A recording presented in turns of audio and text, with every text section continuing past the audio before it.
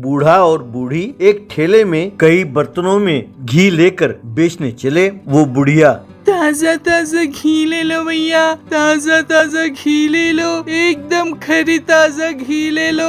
यूं कहती तो वो बूढ़ा, शुद्ध देसी घी ले लो, एकदम ताजा शुद्ध देसी घी ले लो। लोग आकर उनसे घी खरीद कर ले जाने लगे। उन दोनों का नाम था राजैया और रंगम्मा। उनका एक बेटा था लड्डू। लड्डू मंद बुद्धि का था, बहुत भोला था। वो एक फैंसी दुकान में काम करता था। राजैया के घर के पास ही एक गौशाला था। पति पत्नी दोनों गौशाला में जाकर भैंस के दूध धो के आते, फिर उस दूध से एकदम ताजा शुद्ध देसी घी बनाते। एक दिन शादी का विचौला आया और कहने लगा, माँ जी, आपके बेटे के लिए अच्छा रिश्ता आया है। लड़की 10वीं तक पढ़ी लिखी है, वो दहेज देने के लिए भी तैयार है। रंगैया, हमें दहेज नहीं चाहिए, बस लड़की मेरे बेटे का अच्छी तरह ख्याल रखे, यही हमारे लिए काफी है। आप ये रिश्ता पक्का कर दें। इस तरह श्रेया नाम की लड़की से लड्डू की शादी हुई। असल में श्रेया बहुत पैसे वाली थी। वो जानती थी कि लड्डू मंद बुद्धि का है, लेकिन उसके जायदाद के लालच में उसने लड्डू से शादी की। धीरे धीरे बहला फुसलाकर उसने लड्डू को अपने वश में कर लिया। राजैया और रंगम्मा भी श्रेया के बारे में अच्छी तरह जान गए। एक दिन श्रेया लड्डू से, सुनो जी, तुम बहुत भोले हो ना, इसीलिए तुम्हारे माँ बाप तुम्हें तुम्हारा जायदाद का हिस्सा नहीं दे रहे। तुम तुरंत अपने हिस्से का जायदाद मांगो, वरना ऐसे ही रह जाओगे। अगले दिन लड्डू अपने पिताजी के पास गया और कहने लगा, बापू बापू, मुझे मेरे हिस्से का जायदाद दे दो। अब से इस घर में बस श्रेया और मैं रहेंगे, आप दोनों कहीं और जाकर रह लो, ठीक है? तब रंगम्मा, ये क्या बोल रहे हो बेटा? ये सारी संपत्ति तुम्हारे पिताजी ने मेहनत से कमाई है, ये उन्हें विरासत में नहीं मिला। केवल विरासत में मिली संपत्ति पर ही तुम्हारा हक है बेटा। दोबारा ऐसी बात ना करना बेटा, बहुत गलत है। तब राजप्पा, तुम चुप रहो रंगम्मा, मैं जानता हूँ इससे कौन ऐसे बुलवा रहा है। श्रेया बेटे, ये संपत्ति हमारे मेहनत की कमाई है, इसे देने की हमें कोई जरूरत नहीं है। वैसे भी इस संपत्ति का हम क्या करेंगे, आखिर मिलना तुम ही लोगों को है, इसलिए ये सारी संपत्ति तुम रख लो, हम कहीं और जाकर रह लेंगे। चलो रंगम्मा, हम चलते हैं।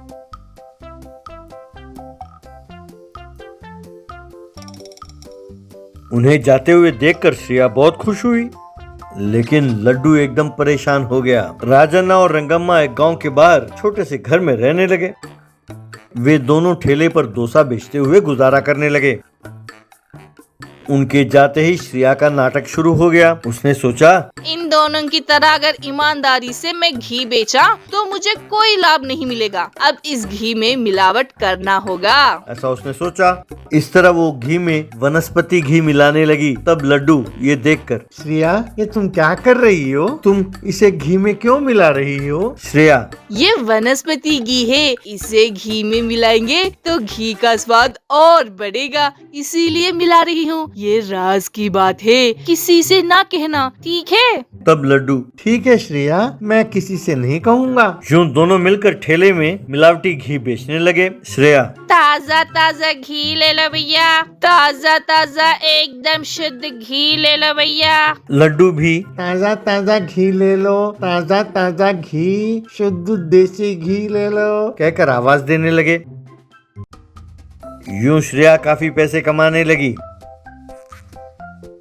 एक दिन सिकंदर नाम का पहलवान अपने पत्नी और बच्चों को लेकर उनके ठेले के पास आया। उनके साथ साथ पुलिस भी थी। सिकंदर श्रेया से, जानती हो, इससे पहले जब राजैया घी बेचता था कितना शुद्ध होता था, पर अब जो तुम घी बेच रहे हो वो एकदम घटिया है। इस घी को खाकर हमारे बच्चों की तबीयत बिगड़ गई। वैसे इस घी में क्या मिला रही हो? तब श्रेया, क्या मिलावट? हम कुछ नहीं मिलाते घी में, शुद्ध देसी घी बेचते हैं। तब लड्डू, डरती किस लिए हो श्रेया? सच सच कह दो ना, तुम्ही ने तो कहा था कि घी में अगर वनस्पति घी मिला दे तो उसका स्वाद बढ़ जाएगा। बोलो, डरती क्यों हो? ये सुनकर श्रेया एकदम घबरा गई। तब पहलवान की पत्नी ने श्रेया को पकड़ा और उसे खूब मारते हुए, क्योरी कलमुही, हमारे सेहत के साथ खिलवाड़ करती है, अभी बताती हूँ, कहकर उसे खूब मारने लगी। इस तरह लड्डू और श्रेया दोनों जेल चले गए। तब राजैया और रंगम्मा ने जाकर उन्हें छुड़ाया। श्रेया ने अपनी गलती के लिए माफी मांगा। उस दिन से सब मिलजुल कर खुशी खुशी रहने लगे।